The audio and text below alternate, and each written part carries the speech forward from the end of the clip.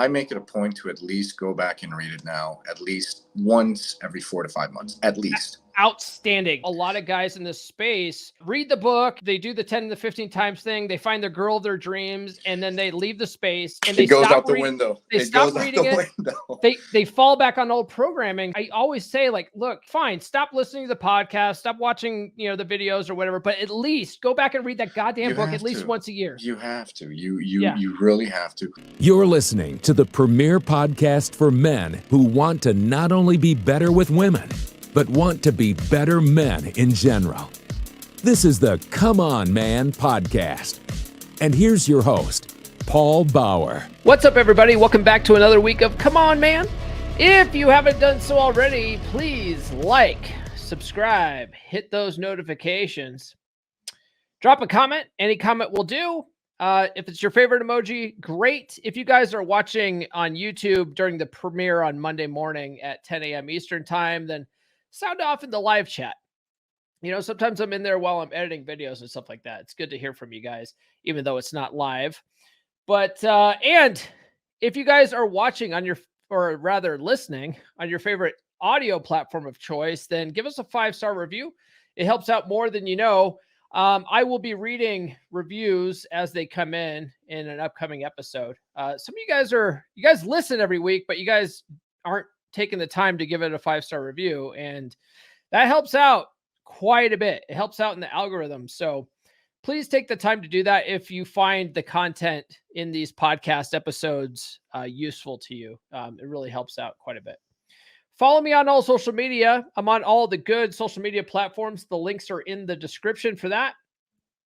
Join the Patreon, patreon.com/comeonmanpod. You can join for as little as $10. And if you join for $10, you're not only supporting the show, but you also get added to the beer credits at the end of these episodes, these Monday episodes. You get the Monday episodes a few days early because I drop these for Patreon members on Friday afternoon. And it's all ad-free. It's all without this intro, outro stuff. It's just the interview portion, the portion that most of you guys tune in for. So consider, if you don't like all the ads and whatever, join the Patreon for $10 and you can get rid of all that. And then, if you want some kind of coaching, tiers 2 or 3 are how I handle my one-on-one coaching. So check that out. It's very affordable. It's probably one of the most affordable coaching programs out there because I know for a fact I am not charging enough for that. So check that out. Let's see here. Get on the email list, list.comeonmanpod.com. You get some free stickers when you do so. I'm not spamming people. It's really just, to let you guys know if I ever get banned from any of these platforms. Because as a lot of you guys know, I got banned from TikTok on my first TikTok account back in 2021. Probably about 6 months after I started that, I had about 30,000 followers. And they all just went away one day because TikTok, got a hair in their butt and decided to deplatform me. So after that, my second account, it took forever to try to build that back up. And I never did get back to 30,000 on TikTok, not with the new, that account. It's stuck right now at 23,000. It's completely shadow banned. So I have a third TikTok account right now. And, it's just so much easier. If you guys really like my content, get on the email list. Then if something like that happens, I can shoot you an email saying, hey, follow me on my new account. It's just so much easier. You know what I mean? And then you don't miss out on anything. And then finally, check out my practical law of attraction course, loa.comeonmanpod.com. That's loa.comeonmanpod.com. A lot of you guys are really struggling with dating, and it's because you're not really dating intentionally. You know what I mean? Like, you guys sort of just let relationships happen to you. The girl that shows you the slightest bit of interest, you go all in on her, and she's not even the right girl for you. Instead of really focusing on what you want, you sort of just get what you get. You know what I mean? But if you really wanted to take control of your outcome, you can follow this kind of things that I lay out in this course, and you can write out a list of all the qualities you want or don't want in a relationship, and you focus on all the qualities that you want, right? That gets you hyper focused on girls all around you that check all the boxes.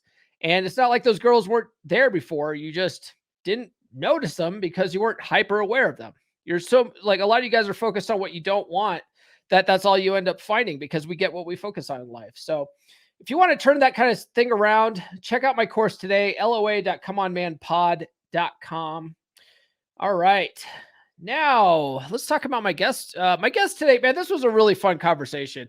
It was one of those things where I was like, I'm not sure how this is going to go because this guy, he's a 3% brother, right? So he was a part of the original 3% man group, and he's now a member of the new 3% Brotherhood. By the way, guys, if you guys want to join a group of like-minded dudes, down in the description, there's a link for the 3% Brotherhood. It's free, doesn't cost anything. The only requirement is that you read the required book and be able to answer the admission questions. If you've read the book and you can answer the questions, you get in. It doesn't cost anything. And then it's a group of guys who are really putting in the work, guys that are studying to level up and get better with women. And it's a great place to swap notes, man. Great place to swap notes. Well, my guest today, Jacob, he was a member since the original group. And, like if you guys didn't know, the original 3% man group, it went away. The founder of it, Chris Kokoski, he got his account banned, and he was the only actual admin of the group. And, all the rest of us were just moderators, but he was the only admin. So when his account got banned, the group went with him. So we created a new group, and I made it all the original, admins and moderators. I made them all admins. So if anything ever happens to me, the group will still be there. So that's important. But so anyway, Jacob's in this group. And the thing is, like, Jacob, he is really good friends with one of the other admins in the group, Nathan, who's going to be on the podcast next week, by the way. And Nathan, like, Jacob was sort of Nathan's sort of mentor, you know what I mean? Before Nathan even got into the 3% man group. And Jacob was one of those guys that watched all the videos, watched all the date updates. He's been following my podcast this whole time. He knows my whole journey, but he's like just waiting in the wings, just, hiding in the shadows, checking things out. He's one of those guys. He's a watcher. You know what I mean? And so when Nathan's like, hey, let me introduce you to Jacob, I was like, dude, you've been in this group this whole time. This is the first time like we've actually talked. Group's been around for like 3 or 4 years now. And this is the first time we've actually talked. This is nuts. But Jacob gives so many insights in this. You guys are going to want to sit down with like a notebook and a piece of paper and take notes. There's lots of good gems in this. Jacob is the guy that came up with the whole idea of like, the Batman bullshit that we do on dates, right? Like when chicks ask us what we do for a living, we never give them a real answer. We tell them, oh, I fight crime or I'm a millionaire playboy by day and I fight crime at night dressed like a bat. Like Jacob invented that. That all came from Jacob. That's his idea. And like, I think I learned that from Nathan, and like, we all just sort of spouted that off in the group, and like everyone was starting to do that. And it all came from this guy, Jacob. One thing to note, Jacob, like the whole first part of the conversation, Jacob and I are talking about his former employer. And I want to specify, this is a former employer, and it's a big tech company. It's a big tech company we're talking about. And we're sort of airing some dirty laundry about this tech company. I'm sure you could figure out the company that we're talking about. But after we were done recording, Jacob's like, hey man, do you think you could edit that out? Which, just for you guys' reference, like editing out every time someone says a word is not easy. It's not easy. So I did my best with it, but you can figure out who we're talking about, but we're just trying to, protect him in his future endeavors. He no longer works for them, so it shouldn't be that big of a deal, but still, they're a pretty powerful company. And yeah, man. Anyways, besides that, we talk about all sorts of stuff. We talk about game and dating and sexual dynamics and all that kind of stuff, all that kind of good stuff. You're going to want to take notes for this, and I will bring you that conversation right after these words. Do you struggle to find the kind of women you want? Are you tired of swiping away all day on dating apps and only finding mediocre women? When you're out and about at the supermarket or at the mall, all you see are woke liberal women? You can't seem to find a traditional submissive woman that checks all your boxes. What if I were to tell you that the reason why you can't find your traditional submissive woman is because of your mindset, because of your paradigm. We get what we focus on in life. And you have programmed your mind to think that there's only trash women around you. You've programmed your mind by focusing on what you don't want in a relationship. To solve this problem, I've created my practical law of attraction course. In my course, I will teach you how to reprogram your subconscious mind so that you will be hyper aware of the kind of women that will check all of your boxes. It's not that they weren't there before, it's just that you weren't aware of them because of your current mindset. So let's change that mindset today. Check out my course by visiting loa.comeonmanpod.com. That's loa.comeonmanpod.com. The law of attraction is nothing without action. So act now. All right, joining me this week is a 3% brother who was a member of the original 3% Man Facebook group before it got nuked, and just recently joined our new 3% Brotherhood Facebook group. It's Brother Jacob, who our mutual 3% brother Nathan highly recommended I get on the show. What's going on, brother? How are you, Paul? Happy Monday. Happy President's Day. I hope you had a fantastic weekend. Yeah, man. So for the people out there, there's a lot of the people that are longtime listeners. There's a space-time continuum. So we're recording this in February. I think this is going to come out exactly a month from now, though. I think it's going to be out March 20th or something like that. Perfect. Don't take my word for this. I get my math messed up all the time, but it's probably going to be in that ballpark. Mm-hmm. So anyway, yeah. So Nathan really talked you up, man. Like this is actually I think the first time we actually connected, and you were saying, well, before we started recording, that you and Nathan sort of got connected back in 2020 during right before the beginning of the pandemic, which is sort of like 2020 was the year that almost all of us were like super active in the 3% Man group. That's when the podcast started. It's so that it was a good time because a lot of guys were not, they were all, depressed because they were in lockdowns in certain countries or certain cities. Some of us were still out dating though. Some of us were like, who cares? Like this is like, it actually made dating easier, because it was like, there's nothing open. Why don't you come over to my house? And so it was actually a really good time to be swapping notes. And that's when I got connected with Nathan, some of the other admins in the group, but I don't think you and I ever got connected. Did you already leave the group by then or what? No, you know what, Paul? I always like to fly under the radar. I like to my father says it best. I like to peek from the shadows.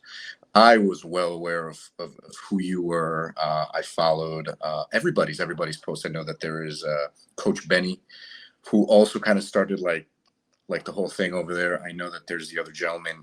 I believe he's in Bristol, in England, Luke as well. Yeah.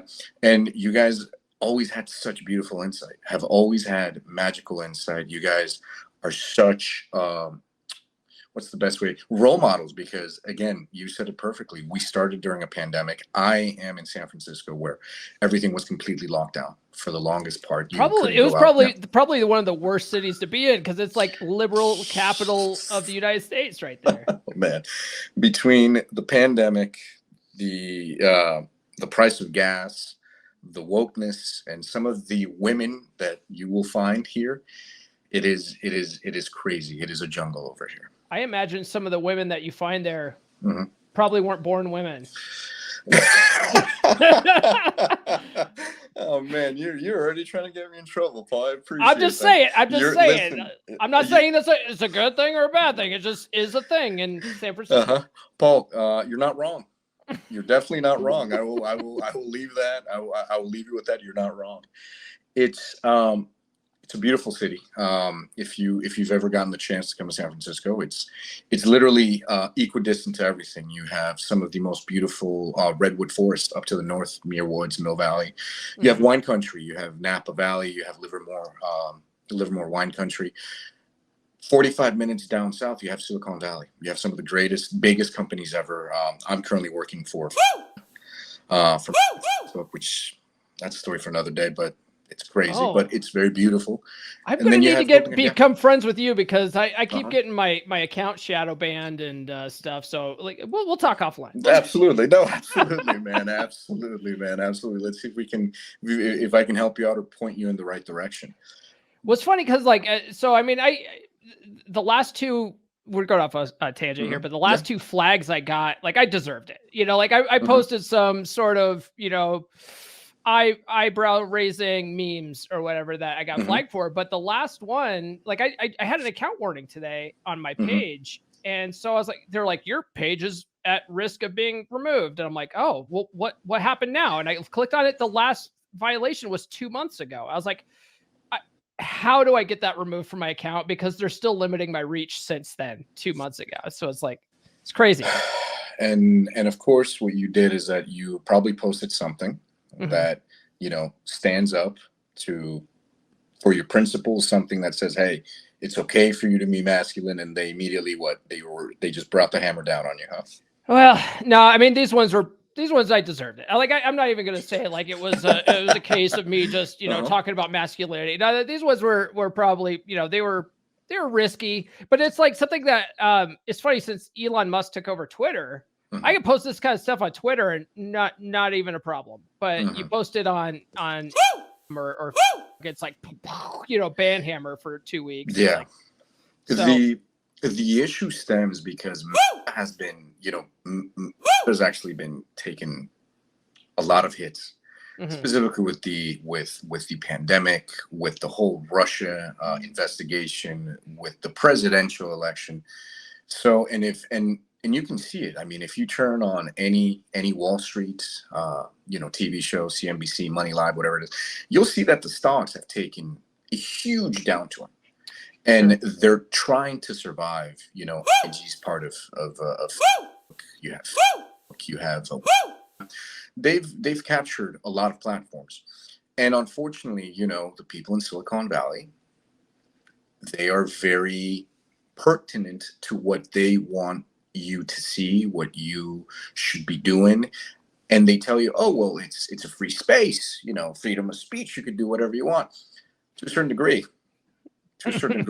Well, as long as you follow the narrative, you have to because, you know, there is a huge ongoing sentiment in the Bay Area of toxic masculinity, you know, which is just insane. And, you know, it's masculine men kind of speaking up, not being allowed to be demonized for having standards, for saying, you know what, enough is enough. I respect myself.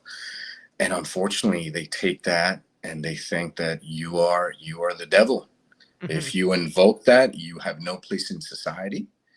There are, you know, no things that are out of grasp for them, unfortunately. You know, if you stand up to something you believe, you are labeled misogynist. Yeah. You can be labeled predatory. You could be labeled all these things. So it's a very weird line. It's a very strange time, to be honest with you. Yeah, and they will coordinate with other platforms and other companies in the Silicon Valley and just completely wipe you off of existence. I mean, that's what happened with Parler. I'll tell you a scary story. I'm recently transitioning out of because it's been so much fun. I never want to be there ever again. They have it is. I mean, I'll say it right here. It's a cult, man. It's a cult. It's weird. When you is actually located, the main hub is actually located in a place called Menlo Park. Menlo Park is about 40 minutes south from San Francisco. And what's crazy is that when you're crossing, there's a beautiful bridge called the San Mateo Bridge. You kind of cross it into it, or excuse me, the Carquinius Bridge. I'm sorry for that. And you can literally see, as you're coming off of the bridge, on the right-hand side, you see Booker Ma's headquarters. What you don't know is that they have an entire city that they own. The first 12 buildings that you see in that horizon, that's all. And uses these very intricate systems to kind of like track you down, whether you're going to the bathroom, whether you're going to eat, what you have to buzz in. Like there are these like key fobs or whatever, these key cards, exactly, these key fobs that will allow you access, and they know where you are at any which point in time within their vicinity. Basically tells you you could do whatever you want, you could be free, You can express yourself, but it has to be within these guidelines. And you know what's scary, when I first started there, I started back in December of 2019, I believe. There was somebody that committed suicide, jumped from one of the parking structures, and uses they use these cameras that literally Reaper drones have.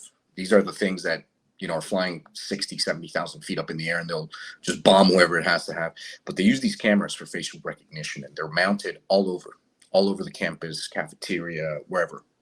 People say that they've seen cameras hidden in the bathrooms. I don't know. I never saw that. I overheard it, so I was very careful even when this going is to the like some bathroom. literal like Big Brother stuff, man. It's insane. It's insane. And I remember when this gentleman, unfortunately, you know, he met his tragic ending, we received a company mass email telling us, if you get in contact or talk to any of the news outlets, you'll be terminated on the spot. Of course, the news descended on Facebook, and, you know, nobody could say anything. Nobody could talk because their PR company took over. Exactly. And they have, you know, the weirdest perks. I mean, you know, they have on-site medical attention. They have their own hospital. They have their own dentist. Everything is crazy. They help people or families who suffer, you know, who can't conceive on their own. They'll give you IVF treatment for free, which is between $60,000 to about $120,000. And they is that just so, like, because I know like Google does similar stuff like that. And is it the idea of keeping your employees constantly at the office? You know what it is? When you first saw it, when I first got the job, I'm like, oh my God, it's going to be like Disneyland. It's going to be fantastic. They give all these treatments. But then you kind of start peeking behind like the curtain, and they show you like these videos that you can only access that were specific time censored password. Like you put it in, then the password expires in 24 hours. And it feels like they're trying to kind of enslave you. Like, it's like, imagine if I went to you, Paul, and Nurse Chick, if you will, you guys are trying to conceive, and I tell you, well, here's what that we're not trying to conceive, but yeah, hypothetically, because I'm, you know, a huge follower of your stories, but it's the idea that I give you this, I give you family, it costs an arm and a leg, now you have to stay with me, and you are loyal to me only. Why? Because I gave you family. Because you and your wife couldn't conceive, but I helped you with that. So it's very weird, man. It's weird. It's kind of a covert contract, right? Like it's crazy because you see these people who have. I bet you that does build. I was gonna say, I bet you that does build loyalty, though. I bet you it really does. Oh, absolutely. Oh, yeah. Absolutely. But it's scary because it's like blind loyalty. Yeah. Because it's what I say when I want it to be. And it has to be done ASAP. And you cannot go against me because I'm your livelihood.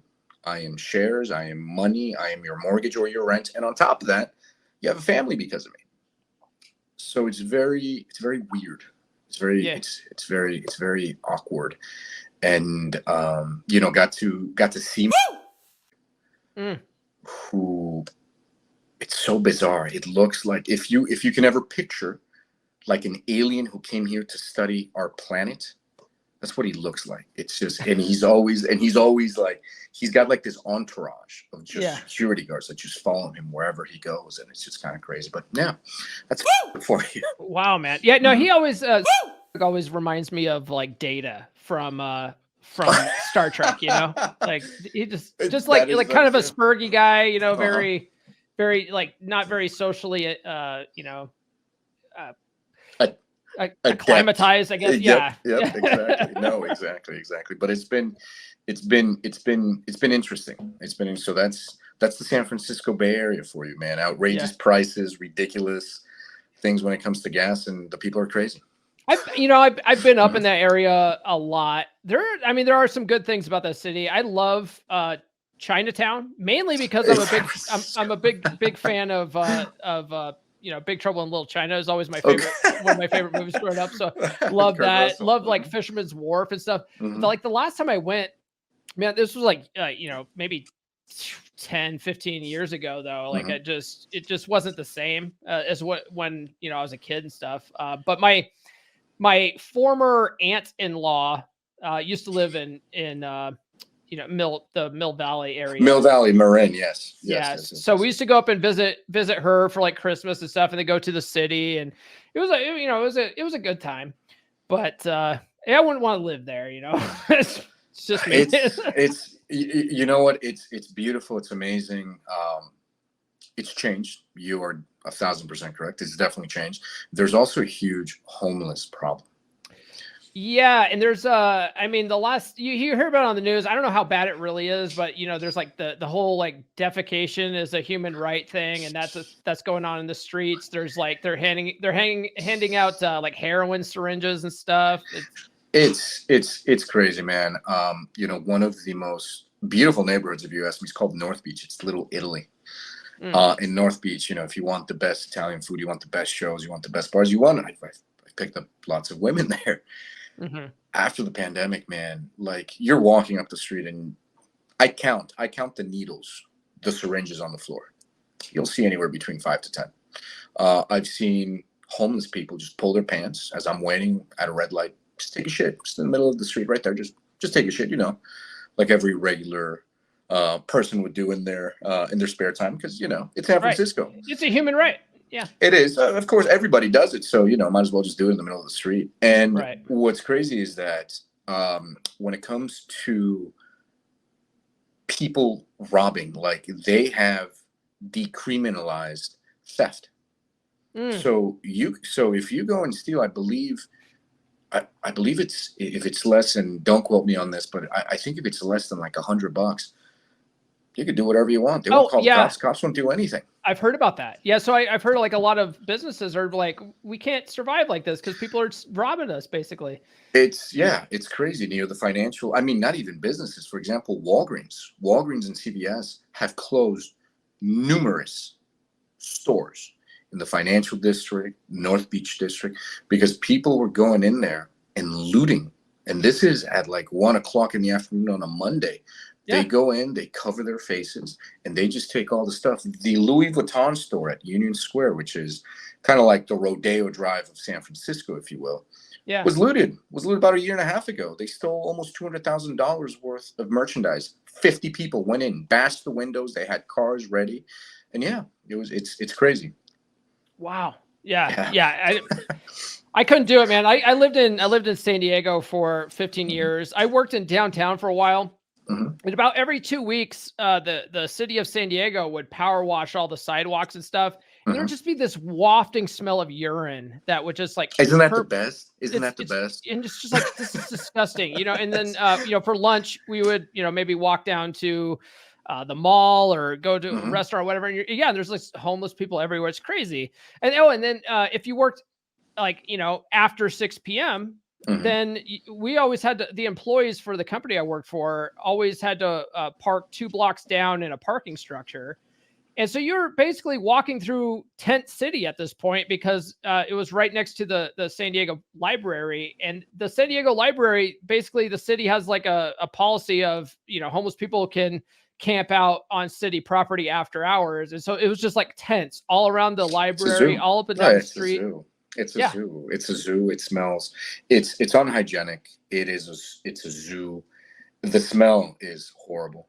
The smell during the summer when it's hot, it's like musty. It's disgusting, man. It's gross. Yeah. And then and there was a huge, I don't know if it's still going on, but there was a huge problem from San Diego all the way up to LA of hepatitis because of all the homeless population and just the liberal policies enabling that, and it's just like, it's craziness. Let's get back onto a positive topic though. I could literally pick your brain about all day though. Yeah. So don't tempt me here. No worries. Don't tease you with a good time, Paul. Let's talk about 3% Man. Man. What led you to first read How to Be a 3% Man? You know what? Funny story. I had a medical condition. I had a broken heart, man. I was Heart at the attack? time. Terrible. It was horrible. I got crushed by a girl. Okay. I got crushed by a girl. That's how all of us end up in this Yep. space. Absolutely. My heart was shattered into 1,000 pieces. I was left with nothing at the time. I'm 33 right now. This was back 2008, 2009. I saw Corey Wayne when he still had hair. The first book that I got, he still had hair, which was crazy. Old school. Yep, old school. And I'm originally from Colombia. I grew up in Fort Lauderdale, Florida, and I then transferred. I tell people I got kicked out of Florida, and I landed here in the San Francisco Bay Area. And my father was always fantastic with women. Always just very good. He dated a Miss Colombia who my mom sees, and she's like, she could have been your mother. And you hear my dad in the background. She was just in passing. You're the only one for me. And then I learned that my uncle, his older brother, was the same thing. And they got everything from my grandfather, who was like the top G back in the day. So I get my heart broken, and I'm very depressed. I'm very sad. And my dad tells me, we're moving to California. We're going to explore something new, and I want you to kind of reinvent yourself and pick your head out of your ass. That's what he said. Mm-hmm. We're on the plane coming here. I'll never forget this. And he showed me this guy. He's like, I want you to read this guy. I'm like, who is he? What does he do? He said, I listened to him. He has great insight. And I think, you ought to listen to him. And I picked it up, and I've never put this book down. Mm-hmm. I think the book is, it's definitely a way for you to be the man that you deserve to be. Not everything in the book is rock solid. Not mm-hmm. everything that he says is correct. Times are changing, so you have to adapt. But I think the book is spectacular. There's mm-hmm. a brother in the group, mm-hmm. Lloyd. Lloyd follows the book to a T and mm-hmm. has tremendous success. Okay. So it's like, I don't know, in me studying all this stuff, like for the last 3 years, I've realized that certain things just tend to work better for certain guys, and other things work better for other guys. Yeah. A lot of the concepts are very similar, but there's there's nuances to some of it. And so like I found, some of the stuff in his book didn't work for me, but Dr. Glover's did. And then some of that didn't work. So Christopher Campbell's does. So I came up with like atomic attraction. Mm-hmm. I came up with my holy trinity, but yeah, I mean, there's guys that follow it to the letter and they have tremendous success. So I don't know. It sort of just comes down to what resonates with you, I would say. Mm-hmm. I know you're 100% correct. And it's all in your environment, I think, mm-hmm. because living in Fort Lauderdale, there's techniques that I've learned, that my father taught me that the book has allowed me to refine that work fantastic in South Beach or in Fort Lauderdale. But you can't use the same thing in beautiful San Francisco because there's different sentiments. There's different freedoms. Remember, they will tell you you're free to do whatever you want, but there's some sentiments that have kind of, and I hate to say this, that have kind of tarnished a lot of the female population. Mm-hmm. Do I think that you should follow the book like it is your Bible and like it is your North Star? No, because you will fall into just relying on this. You need to use it as a guide to construct your approach. I'll show you this. This, mm-hmm. amazing. Read this one. Yeah. Yeah. Which Corey, mm-hmm. People that are listening on audio, he pulled up David Data's The Way of the Superior Man. Yeah. So I think Corey's book is a great sort of stepping stone into that, because Corey does take a lot of what David Data teaches and implements it in 3% Man. But if you really want to go really in depth, especially into like if you're really into the spiritual aspect of masculine, feminine energy, there's a lot of guys in the red pill space that are like, that's woo-woo for me, but like, there's something to it. Listen. There's something to it, So it's a great book to read. And I love that book. That's a great book. And it's funny. I listened to Dating Essentials for Men by Dr. Robert Glover. Mm-hmm. And when I first read his book and Corey's book, I was like, man, this is really similar. And, I wonder if he stole all this stuff from Corey and stuff. And it's like, no. They both learned from David D'Angelo and David Data. And like, they both pull stuff from that. Exactly. And so it's like, Mhm. that's why it sounds so similar, but it's their spin on it. And that's why it's like, okay, this resonates with me, but it's still very similar. So absolutely. No, absolutely. I mean, 3% Man, like I tell you, I think everybody reads it. I've read this thing well over 20 times. And I was gonna ask you that. Did you get your diploma? You. Did you get your? I already got my PhD. I have my doctorate in that thing. I feel like I could be teaching a class.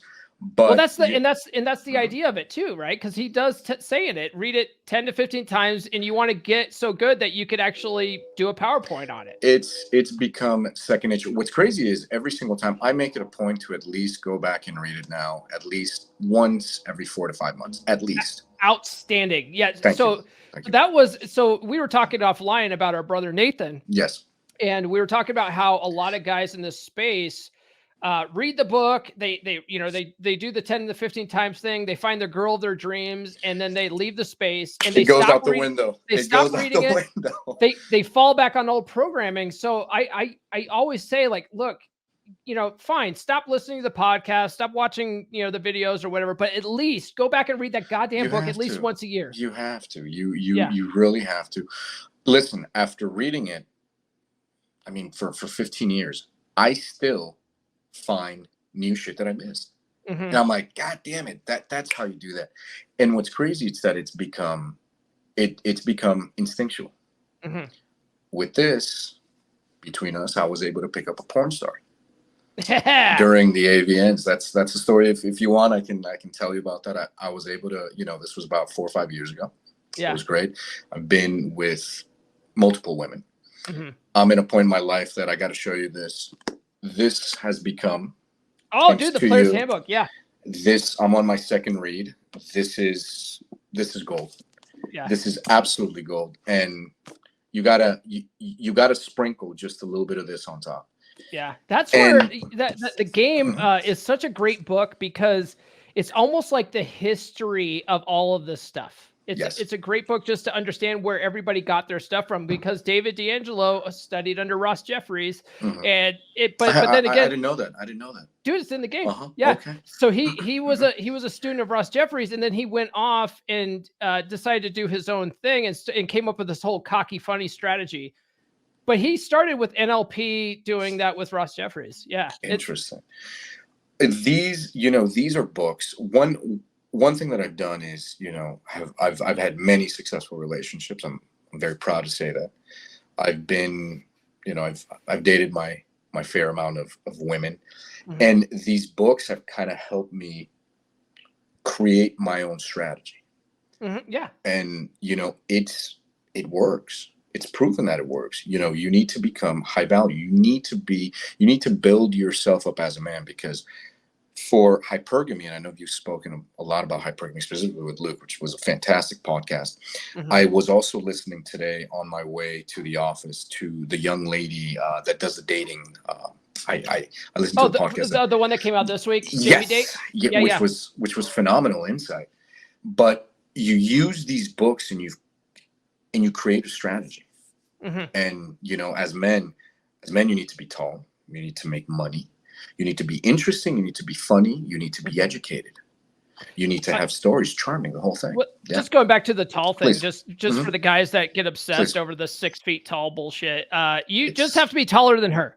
That's it. Yeah. I'll just leave it at that. You don't have to be 6 feet tall. Just be taller than her, and you're fine. Date a 5 foot chick. Yeah.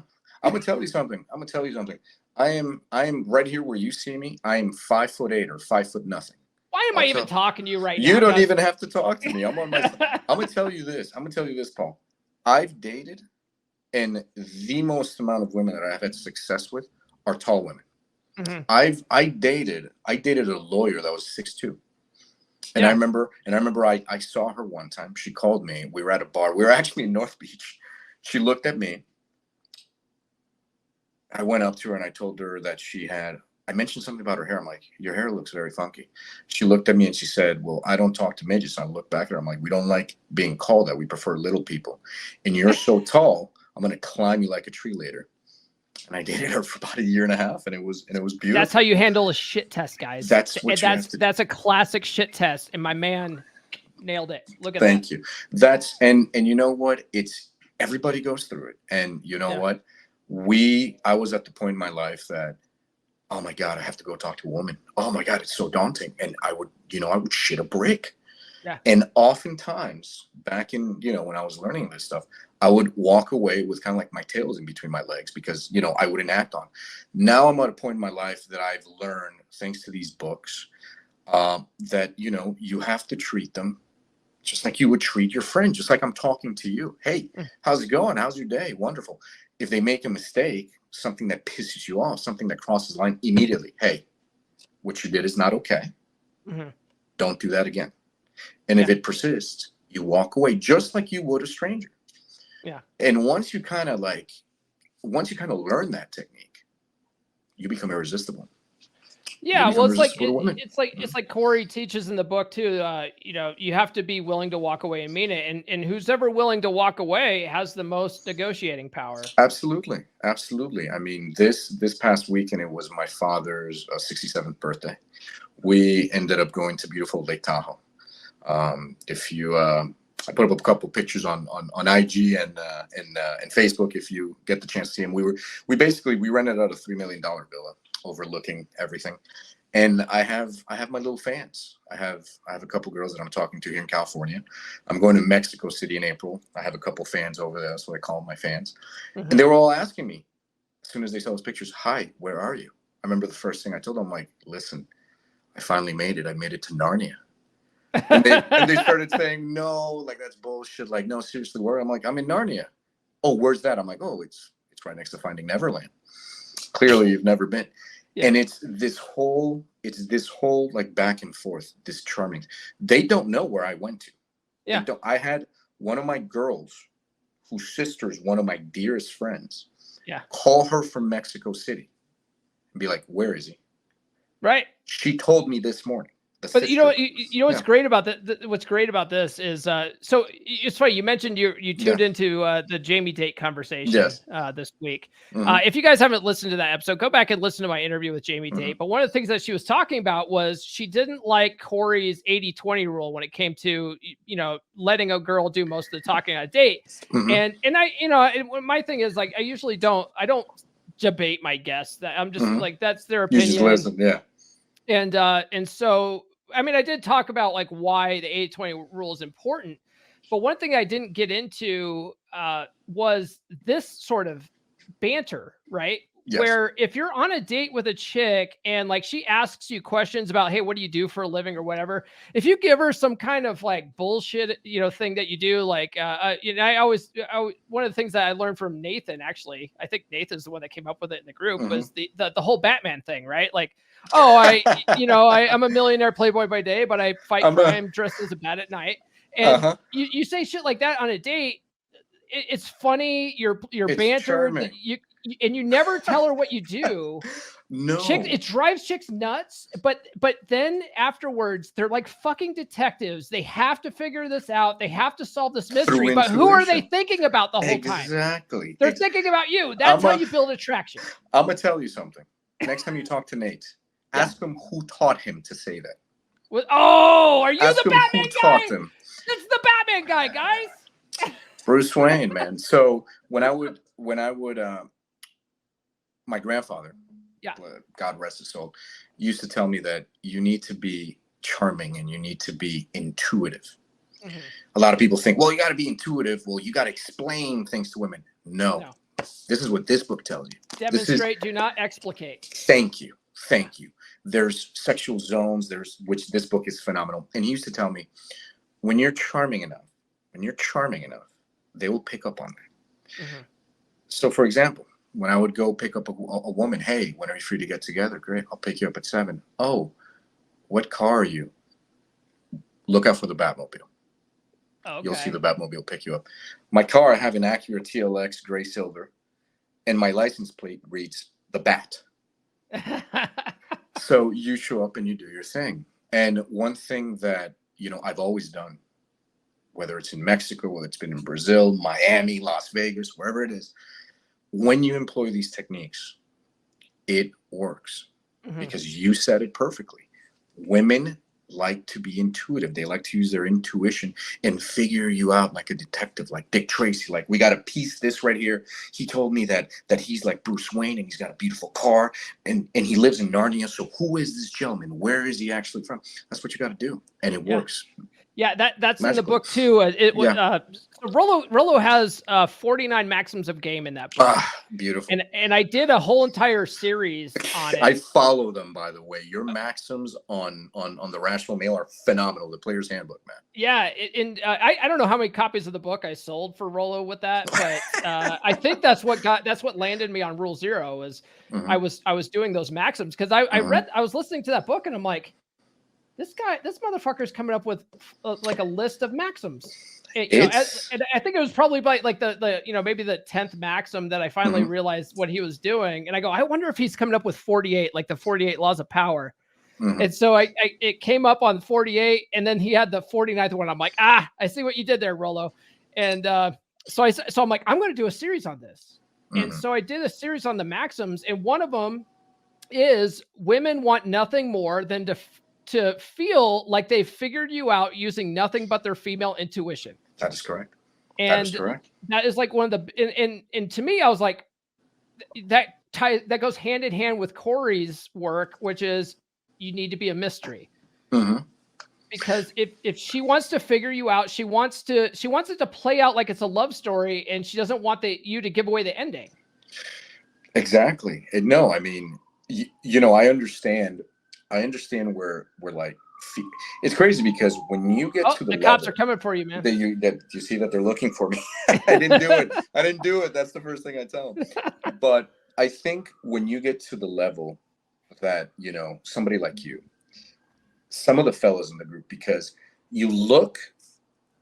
I followed your evolution. I've seen you from the shadows. I know who you are. I know your podcast. I follow you on Instagram. I think your maxims, like the little short clips you put on Instagram on your story, they're phenomenal. They're phenomenal, beautifully stitched together. Seeing your evolution, seeing Nate, seeing a couple other fellas, it's so magical to see that. But you adopt a certain way, you adopt a certain lifestyle. And what is that you need to do? You need to play with women's intuition. You need to let their mind wander. I mean, why is James Bond so successful? Yes, it's directed. Yes, it's scripted. But I encourage everybody to at least go read Dr. No, the actual book by Ian Fleming. It is phenomenal the way that he describes it. Somebody who owns his person, somebody who owns his masculinity, not being a toxic masculine person like a lot of the feminazis describe you. Yeah, it's standing up for yourself. It's doing what you believe and being able to walk away. And it's always mission first with Bond. Always, man. Always. I've been extremely successful because, I went to the mountains for about 4 days. I just got back yesterday. I didn't respond to anybody, and I would take my sweet ass time. I went skiing, spent time with my family the entire time. I had one girl from Mexico City call her sibling, like I told you earlier. To figure out where you're at. Yeah, exactly. Detectives, guys. Detectives. It's crazy. This young lady. It's actually it's a group of four. It's two sets of twins and two sets of twins and then two sisters. I've been with, out of those four girls, I've been with three. And I'm proud to not at one time, but throughout my friendship with them. And they're lovers, they're fantastic. And when I see them, I'm very sweet. I always maintain my center. I tease them the entire goddamn time. And I know, and you have to love them in such a way that I've kind of put it in my mentality that, it's my turn to spend time with them, or it's actually their turn to spend time with me. When they leave, they do their thing. I don't ask them for any form of explanations. I always tell them I'm the last guy you ever have to give explanations to. Goes both ways. I'm very mysterious. I'm making good money. I'm a well-dressed man. I think I'm not the cutest, I'm not the tallest, but you know, I got razzmatazz. I got sexual charisma, which is a good thing. And you know what? It becomes irresistible. This young lady, she was here about a month ago. We hung out, beautiful 48 hours together, left. And I told her that I was planning a trip to Mexico City, which is the truth. I'm actually going to be heading there in April towards the end of the month with 5 of my buddies. Oftentimes, when men are going to go visit a woman, they immediately say, well, can I go crash at your place? And when you go and you visit somebody, specifically a woman, you know, it's inconvenient. Why? Because they have to take off of work. They have other shit. They have to put their lives on hold for you. And then it's awkward for you as a tourist who's traveling because you're dependent on that person's time. They have to take me this. I have to do that. So I told her, I'm like, I'm going to Mexico City. I got an Airbnb with my buddies. I'm going to be there Thursday through Monday. If you're free, I'd love to see you. Immediately, she's like, what do you mean? Like who's going to take care of you? I'm like, I got everything set. I know another young lady who's going to be my tour guide. Yeah, make your own fucking plans. Exactly. Yeah. And this woman, who is beautiful in her own right, is going crazy. She calls me and she tells me, when we were making love, actually before she left, I brought up the whole Mexico thing. You know, I was doing my thing.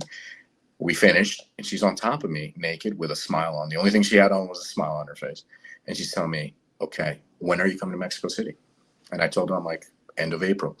Give me specific dates. And I told her this. I'm like, do I ever call you on the phone? She said, no. I'm like, great. In April, you're going to get a call from me. Pick up. She had the biggest grin on her face. She's like, okay, I'll make sure to pick up. Why? I'm like, you'll see. You'll see. But it's going to have fantastic consequences for you if you pick up. And mystery. Yeah. Keep her guessing. That's all it is. That's all it is. That's all it is. You give them enough for their mind to wonder. And it's basic psychology. It's basic psychiatry. We live in a state of anxiousness. Our feelings grow. If I tell you, hey, Paul, I'm going to torture you next door, and you start hearing things, but I never tell you what it is. Right. My mind starts, I could just be playing with a spoon. I could just be playing with a spoon, banging something, and you're like, holy shit, what is going to happen? That's what it is. That's how they torture people all the time. Like that's what governments do, that kind of stuff. Yeah. Abu Ghraib, they were doing that over there, man. You remember that when they were during the Iraq conflict, the whole thing? Yeah. It's waterboarding. Waterboarding, Guantanamo. It is for you to elicit a response. It's beautiful because you just need an idea. Yeah. And you kind of just push people, and people just build these grandiose films, these stories, and you're the main character, always living. You know what's funny? This stuff is all really great. And I make my content on like TikTok or whatever. Yeah. People like lose their minds about this, and they're like, it's manipulation. It's like, yeah, it is. But it benefits both parties. So what's the problem? I mean, here's Paul, please don't say that, because you're acting like a misogynist right now. Oh, I wear that hat proudly. Don't be. I mean, it's insane, because here's my issue. I've used all these books to cater my approach, and someone that I've listened to right now that I'm, a huge fan of, somebody whose views I see is Andrew Tate, the Cobra. Do I believe everything that he says? If you look at the top G, the one who says, well, you got to do this. Well, no, he's a character who likes to be he's like notorious. This is Andrew Tate right here. Yeah. For people that are listening on audio, I'm pointing at one of my wrestling belts in the background. Andrew Tate, and that's why I love pro wrestling, because it's a masterclass in psychology. And if you follow like Ryan Stone in the space, I think Ryan actually watches wrestling. He acts like he's just like, kayfabe or whatever. I think he legit watches it, because of the stuff like that Ryan knows about wrestling. I'm like, you're a fan, bro. Like, come on. Absolutely. But what Andrew's doing is it's classic heel psychology in pro wrestling. It's Yes. to elicit an emotion, to get you to like get up in your heels, Notoriety. whether it's good or Notoriety. bad, Hmm. and and it causes you to keep watching. And that's why he's like the master at this stuff. Why he's the most Googled guy like of all of 2022. That's why like all the social media's tried to ban him. They can't do it because of all of his minions with the Hustlers Hmm. University. One of his Hustler University guys makes my videos now. Wow. By the way, yeah. So Wow. if you see some of my latest clips, if you Yeah. see it with there's like B-roll and then me talking from a podcast and then more B-roll. That's the guy. That's my guy. Yeah. Wow. He's one of Andrew Tate's guys. That's and, beautiful, man. No, but it's genius, it works. And he actually has a good message when you get down to it. And my son is a huge fan of Andrew Tate. And all these people are like freaking out. They're like, oh, these teenagers are watching it. It's like, yeah, but my son is learning like a good masculine message from it. Here's the thing. And you said, I'm a huge fan of wrestling. I grew up, my father, my man. Listen, my father took me to WrestleMania 14 to go see Shawn Michaels versus Stone Cold Steve Austin at, I believe that was at the Boston Garden Arena, the TD Garden Arena. Oh, I'm the awesome. 90s. I'm like the 90s, The Rock, Stone Cold, Shawn Michaels, Bret Hart, The Undertaker. That was me. Dude, I was in the Navy, from 98 to 2002. So like the tail end of the Attitude Era. And it was a huge event on my ship. Just like every Monday night we'd gather around in berthing and watch Monday Night Raw, dude. It was awesome. Yeah. It was beautiful. And I remember when Hogan left to WCW, and it was the NWO. And I remember him. For me, what was changed, like life changing, was when he was Hulk Hogan, and then he became Hollywood Hogan. You remember the black? Yeah. I'm like, dude, and you said it beautifully, Paul. I mean, there is the top G who yells and is notorious, but then you listen. I like to call him the Cobra, or Andrew Andrew Tate, I should say, the second. Yeah, the eloquent man. The guy who tells you, get your ass up and go to the gym. The guy who said that, energy cannot be created nor destroyed. So you need to convert that energy. It's that sentiment.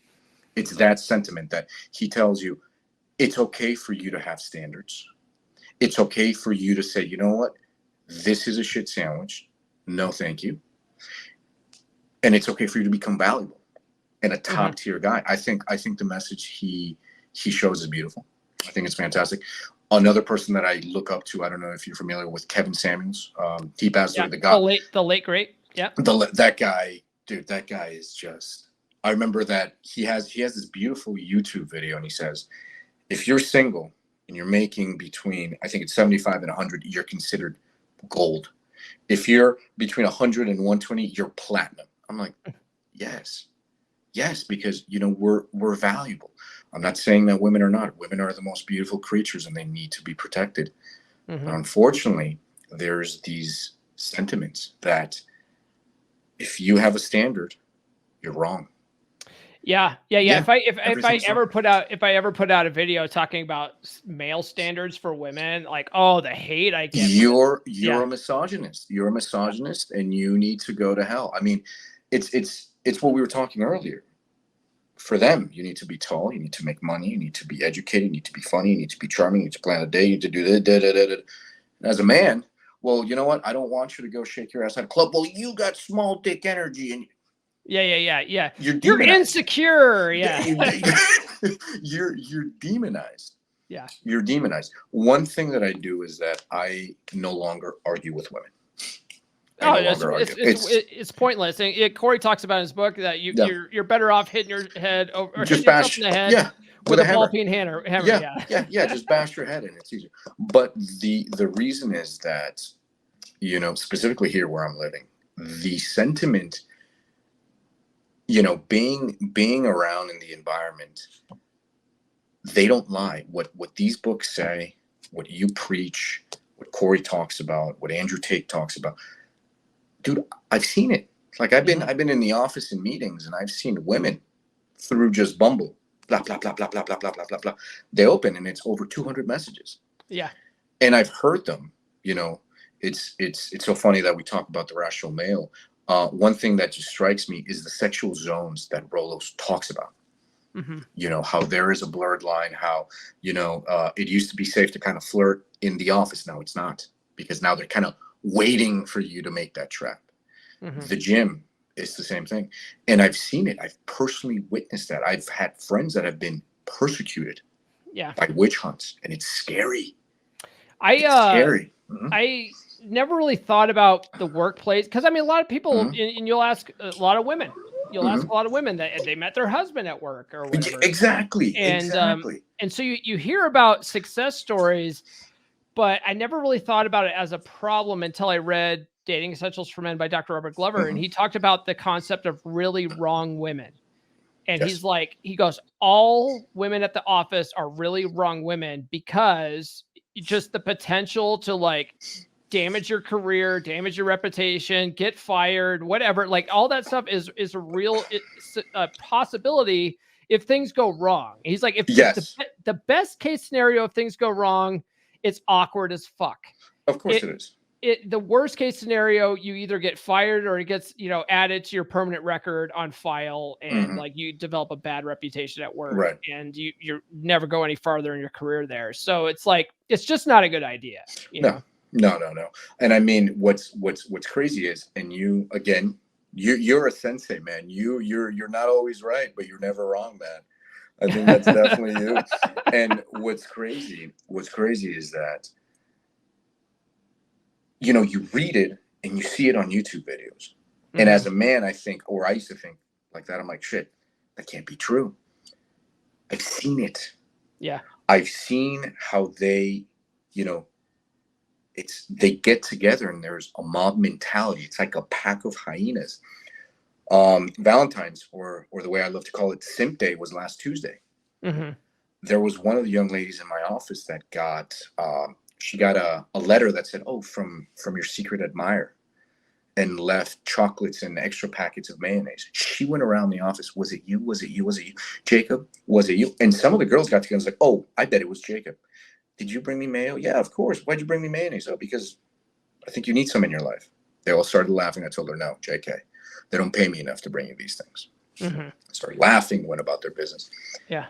I came back and they found out who it was. It was one of the guys who she used to hang out with. And between 4 or 5 of them, I pretended to have these on. I put them on. When women kind of come around my area, I kind of just silence myself, and I pretend like I'm listening to music, but I just listen to the conversation. And it was like hyenas. They're like, "Who the fuck does he think he is? We're going to teach him a lesson. I've already contacted HR." The HR supervisor was talking about these things. It's crazy. Yeah. I now, and I don't know if you've seen it. More than likely you have, because you're in the manosphere. You are an imminent presence there, or if not, I know you definitely will be in the next couple of years. But have you seen the YouTubes or the TikTok videos where they shame men at the gym? Oh yeah. We just did a Rule Zero on it a couple of weekends ago. Yeah. It's fucking crazy, man. It's fucking crazy. After this podcast, I go to the gym and lift heavy weights. I have a good physique. I look good, but it's gotten to the point that whenever I'm at the gym, and not only it's more for my personal gain, I try not to interact with women. I don't even look their way. And there's beautiful women where I go to. Yeah. Big asses, tight short. It looks like it's been painted on them, literally. But I make it to a point that, number one, I don't stare and gawk like 98% of the men. I've caught women looking at me, and whenever they walk in front of me, stare at the floor, because I'm already, I feel like I'm walking on eggshells. What I've seen, what I've read, what I've lived, I'm like, I don't want to be canceled, because for any reason they will demonize you. When I go to the gym with a nurse chick, what I like to do is sexually harass nurse chick. Like if she's on a bench or something, I just like to straddle her and be like, "Am I helping right now?"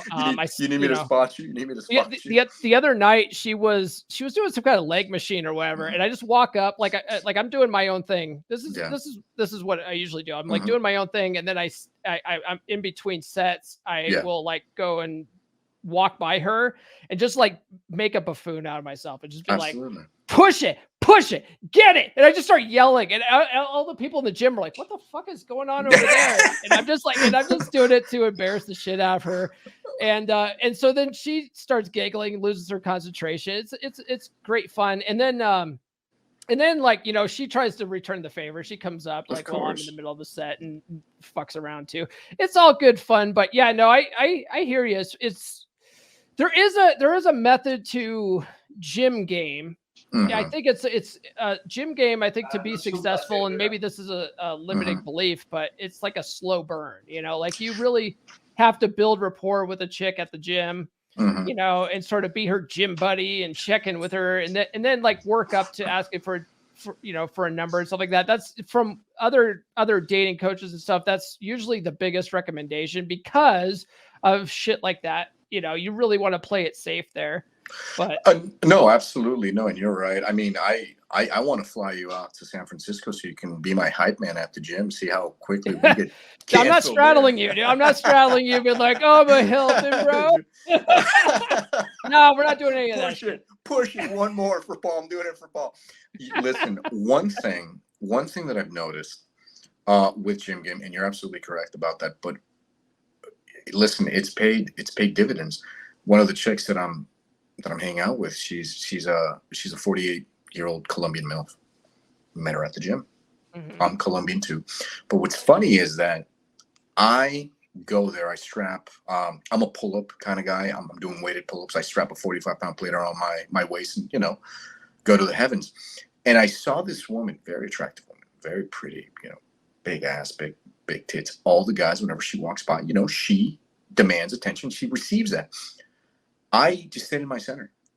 And I remember one time I went up to her and she was squatting. And I asked her, I'm like, excuse me, miss. And I do that with everybody. If you're a gentleman, excuse me, sir, how many sets do you have left? Or excuse me, miss. Just so there's like no way for you to say, well, he's harassing me. No. We're proper, we're polite. And I remember asking, I'm like, excuse me, miss, how many sets do you have left? And I noticed she had like a little bit of an accent. I'm like, oh, great. Where are you from? Oh, I'm from Colombia. Oh my God. Started talking the whole thing. Didn't ask for a number, just stayed in my center. Great, thank you. She left. We kept running into each other at the gym, and she just kind of, you know, kept waving at me the whole thing. And then one day she just came up to me and she said, "What's your phone number?" She asked you. She asked me for my phone number. She said, "What is your phone number?" And I told her why. She said, "Well, I don't know. I kind of want to talk to you, like something like I kind of want to get to know you a little bit better." And I told her, I'm like, well, you know, my mother's told me that I can't give my phone number out to strangers. Shit of this nature.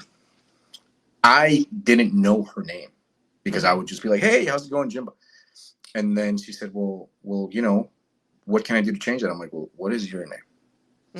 And she told me her name. Didn't offer mine.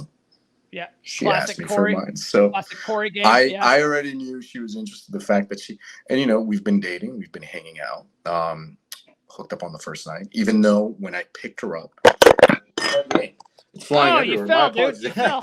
You see that? I got so excited, I just had to throw you. My apologies for that, sir.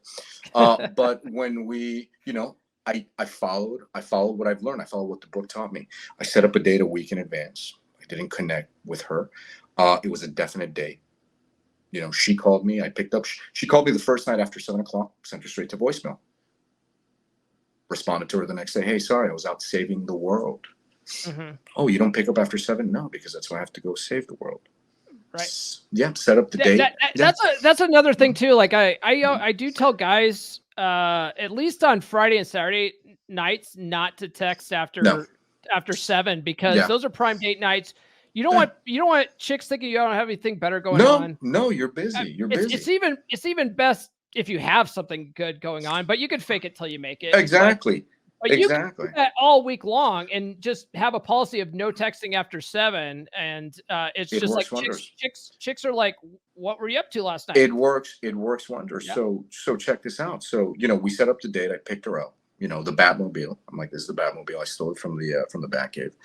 And on the first, when I picked her up, she told me, "Well, I got to tell you that I don't have sex till like the 12th time." That's what she told me. And I told her, great, because I'm still a virgin and I don't believe in sex before marriage because there's a God that sees everything. She started laughing. Later that night, I was in her bed in between her legs. It was wonderful. Of course. Yeah. For the guys listening to the whole, I don't have sex tonight, or I don't have sex until the whatever date. It's a shit test. And a lot of it is to sort of, protect their reputation and stuff like that. But Ryan Stone has it really good in his book, Fuck Files. He used to just tell chicks, like if chicks say we're not having sex tonight, he would be like, what a stupid thing to say. And then he would put in parentheses, that's not a no. That's great. Listen, and he's not wrong. Yeah. And he's not wrong. And you know what? It was great. I disappeared for a couple of days. She called me again. I set up a date. This was actually last week. I set up a date. When she reaches out to you, she wants to get together. Use that as an opportunity to set the next. You set up the date. I was on the phone for no longer than 5 minutes. Hey, I got to let you go. She called this time. This is very funny because I had told her I don't pick up after 7. She called me before 7. She called me at 6 p.m. I'm like, so I'm training her. She's learning.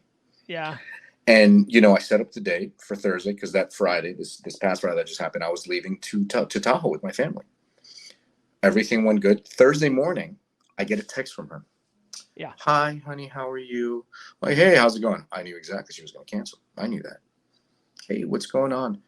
I'm feeling a little sick. I'm not feeling too good. I didn't respond. I didn't respond. Because just in atomic attraction, there's no response to that. There's no response. If a chick, there's so many gems from this conversation, brother. Thank you, sir. So for the guys listening, if you read Atomic Attraction, which you have to read, so Corey has it different. Corey talks about, you say, oh, no worries, reschedule. Yeah, perhaps some other time or whatever. In Atomic Attraction, it's like if she cancels without giving you like another alternative date, it's just there's no need to respond to that. No reply is a reply. And usually a lot of chicks will, when they say, oh, whatever, it's a shit test. And so if you just don't reply to that, they start rethinking things like, oh shit, I might have messed things up with this guy. Of course. And she texted me that. I didn't respond. I got a text from her on Saturday at 10 a.m. Feeling better. How are you? And I waited till yesterday to hit her up. Hey, sorry, I'm in Narnia. How are you? Yeah. Oh, when are you? I'm flying out on Friday to Las Vegas because I have an intervention for one of my buddies. He is engaged to a woman that he should not be engaged to because we don't like her because she's crazy. She flew in from Lobotomy Island, so we're going to stop at nothing this upcoming weekend and go crazy in Vegas. That's the plan. The weekend after that, I'm going to San Diego to go see our brother Nate. So and I told her, I'm like, I am a very busy man.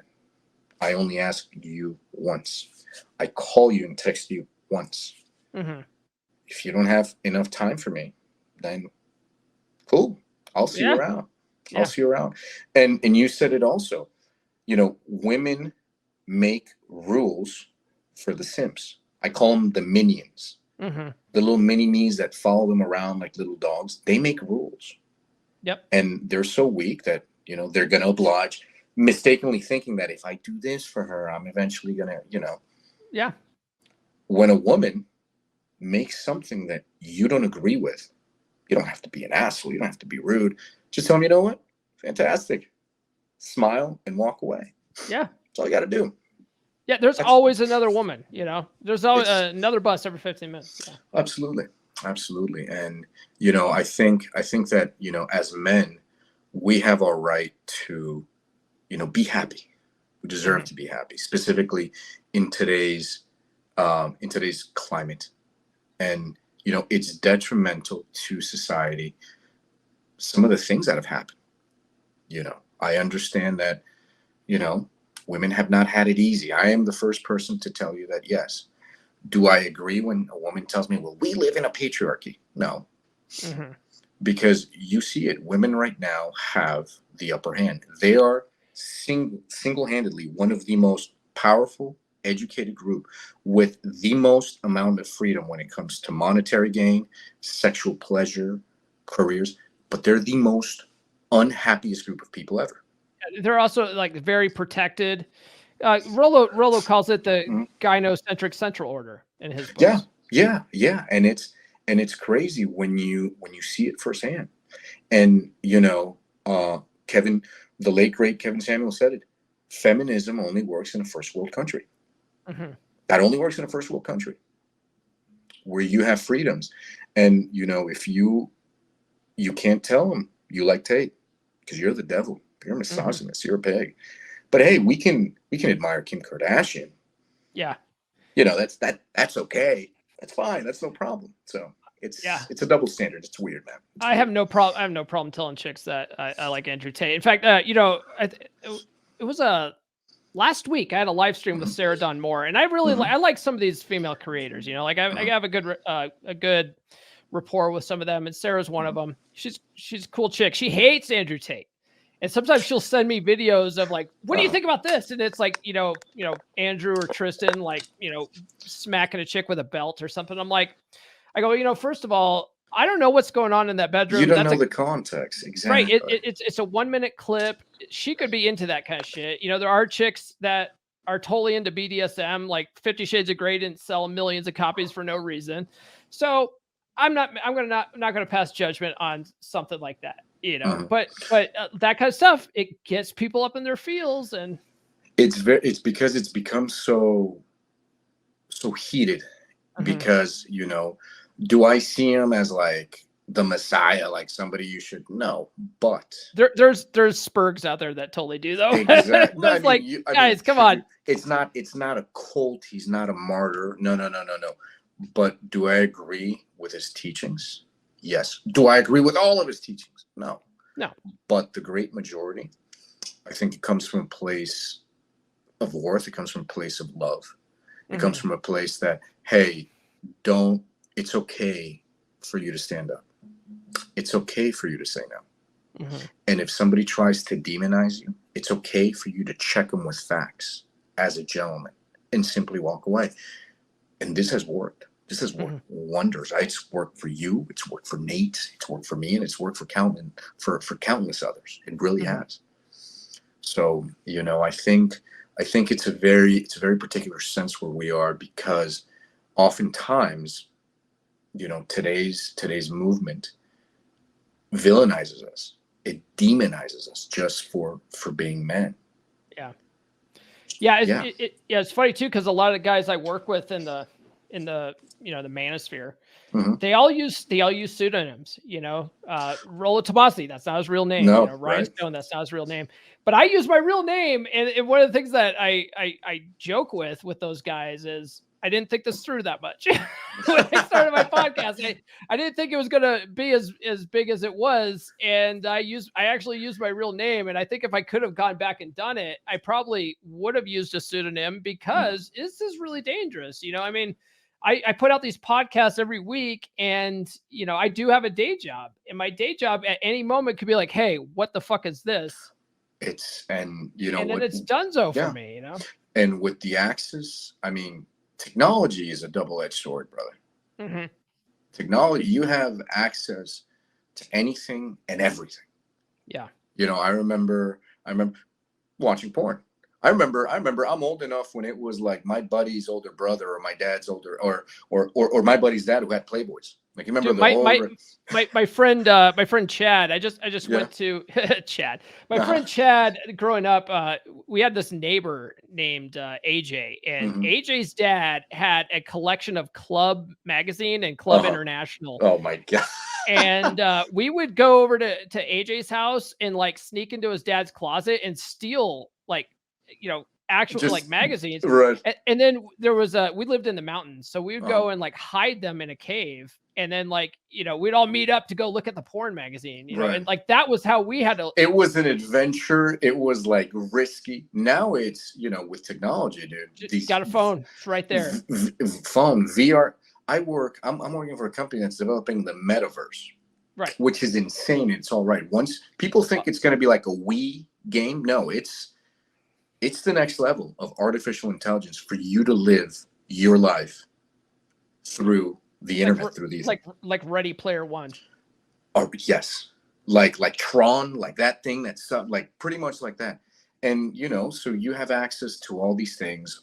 If you haven't played with artificial technology, it is insane. Literally, I played with Chat GPT a little bit. You would chat. Listen, it's. I think that's how Skynet takes over, and that's how we get like the T-800 coming after us eventually. Chat GPT is woke as it's fuck. gnarly. It's yes, it is. Yeah.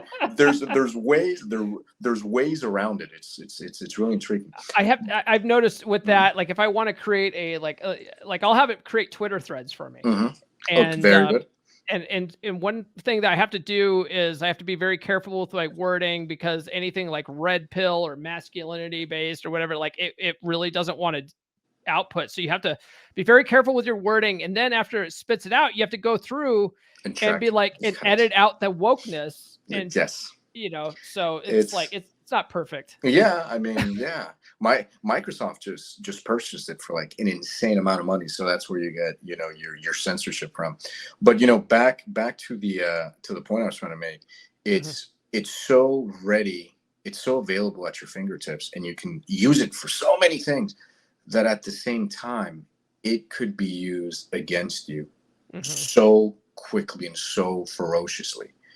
And I've seen friends, I've seen people I know, I've seen good men, decent, educated men that have been literally taken out of context. And, lives have imploded. They have been fired. They have been, literally burned at the stake. Yeah. And it's crazy. I applaud you for being so honestly great, man. So my first TikTok account got completely banned. It's one of the reasons why I started my email list here. because for creators like me, a lot of us are doing our sort of funnel marketing to our podcast, to our platforms with social media, but social media, like, they own the platform. So they could cancel us at any moment. That's why I try to tell people, get on the email list, because that's the only thing I actually have control over.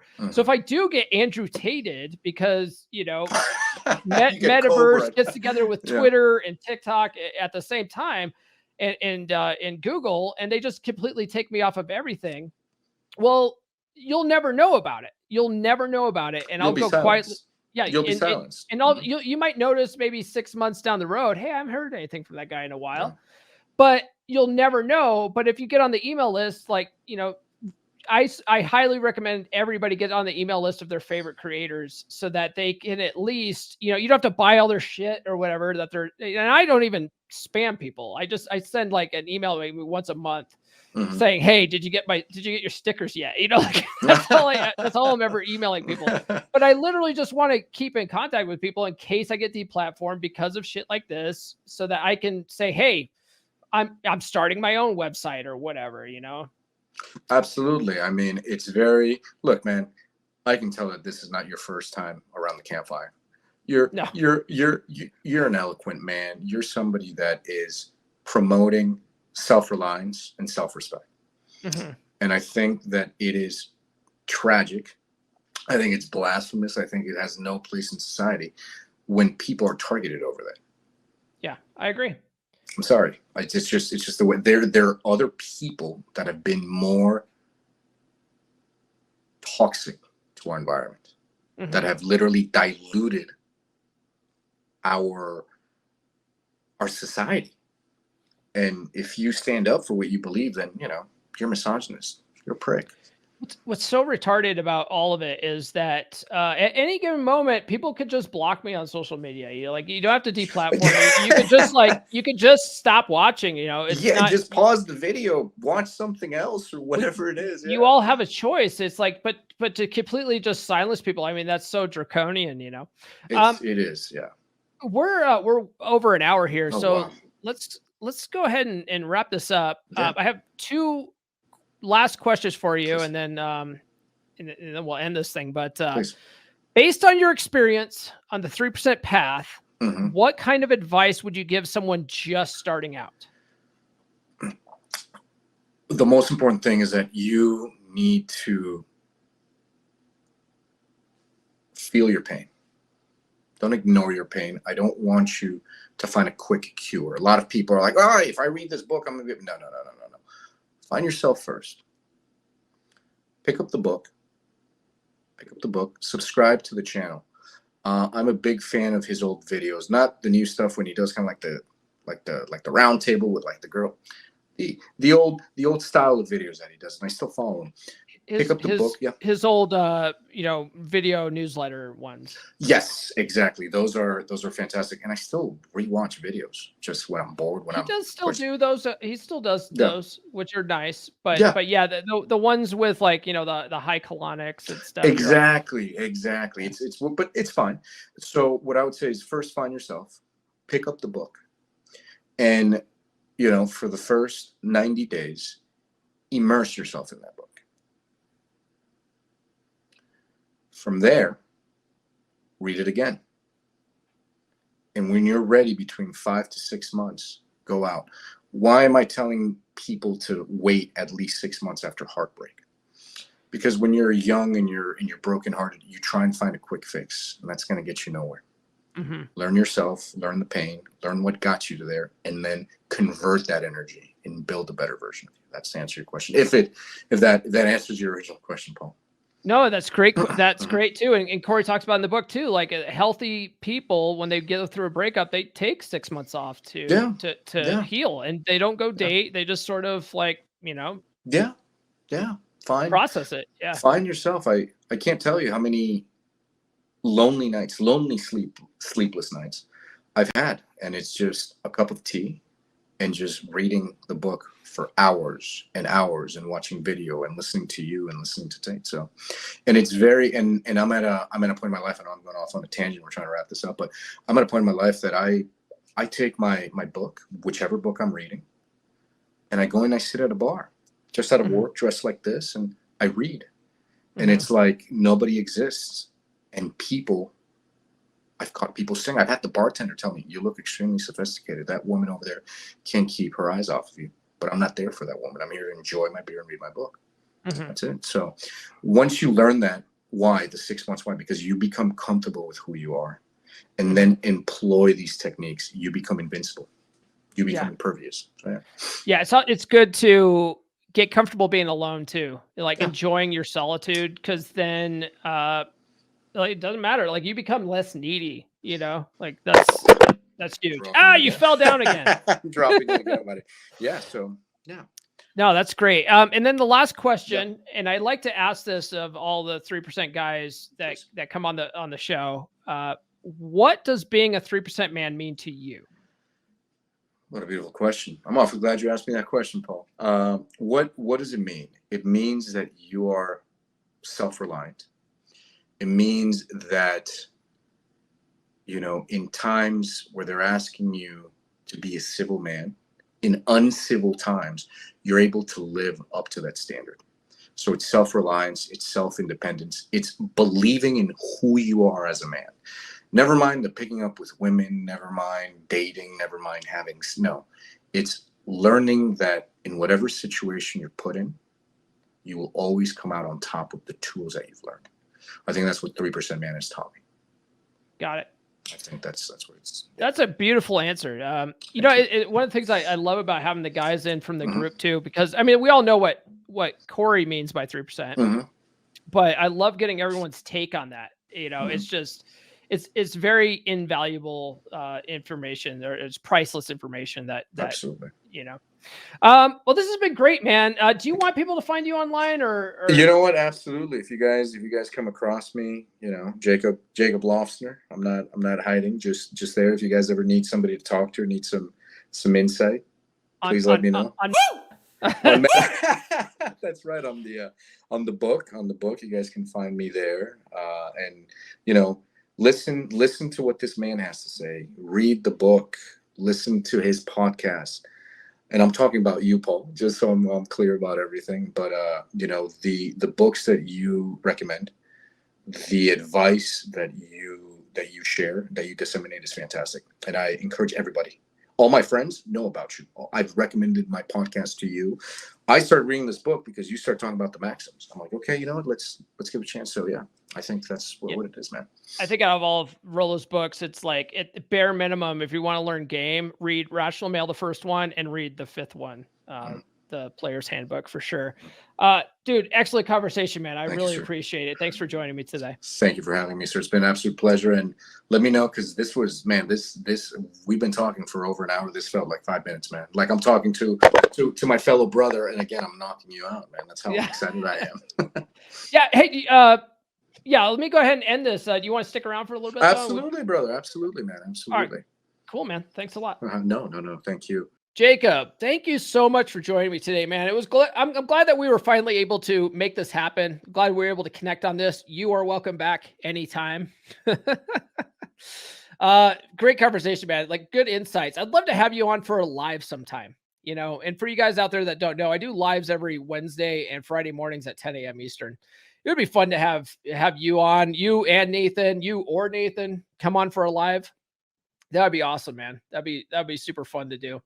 And if you guys can't do any lives, do another podcast episode like this. There's lots of things we could talk about. Yeah, you're a smart cat. I really appreciate that conversation.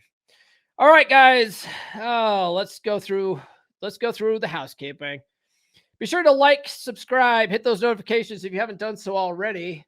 Sound off in the comments. Drop a comment below. It could be your favorite emoji. Any comment will do. It all helps us in the algorithm.